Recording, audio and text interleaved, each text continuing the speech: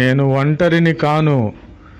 ప్రభువైన క్రీస్తు వారు నన్ను సురక్షితముగా నివసింపచేసి ఉన్నారని నేను ఎంతో గర్వముగా అతిశయముగా చెప్పుకొనుచున్నాను.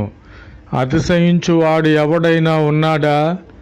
ప్రభువైన క్రీస్తు వారి యందు మనము అతిశయించాలి. అవును, నేను ఒంటరిగా ఉండినను ప్రభువైన క్రీస్తు వారే నన్ను సురక్షితముగా నివసింపచేసి ఉన్నారు. కీర్తనలు 4వ అధ్యాయము 8వ వచనము. ప్రభునామమునకు స్తోత్రములు కలుగునుగాక.